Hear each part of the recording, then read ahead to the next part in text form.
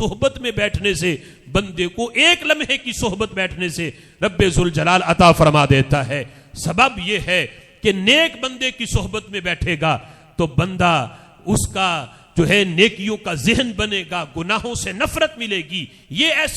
ایسا نسبت ہے، ایسا وسیلہ ہے۔ حدیث پاک میں آتا ہے نیک بندوں کی محفل لگی تھی، ایک بندہ چلتے چلتے وہاں آ کے بیٹھا، رب ذوالجلال نے فرمایا کہ ان کو بخش دیا، فرشتوں گواہ ہو جاؤ۔ فرشتوں نے کہا اے اللہ ان میں سے ایک بندہ ہے، وہ ہے لیس منہم، جو ان میں سے نہیں ہے، یعنی وہ صوفیاء کی مجلس میں سے نہیں ہے، ان کی لسٹ میں سے نہیں ہے، وہ تو سرے راہ گزر رہا تھا، چلتے چلتے آ کے بیٹھا ہے۔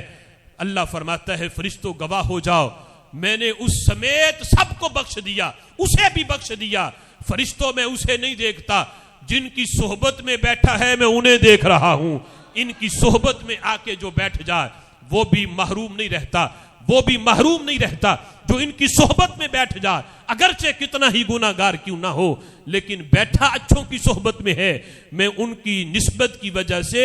میں اسے بھی جنت عطا فرما دیتا ہوں۔ جب اپنے اولیاء کی نسبت کی وجہ سے ایک کتے کو جنتی بنا سکتا ہوں، وہ اصحاب کہف کا کتا جس کو رب ذوالجلال انسانی شکل کے اندر جنت میں داخل فرمائے گا، حالانکہ اس کے نام اعمال میں نماز ایک بھی نہیں، روزہ ایک بھی نہیں، کوئی نیکی نہیں ہے، اچھوں کی صحبت میں بیٹھا ہے، اللہ نے جنتی بنا دیا۔ تو فرمایا کہ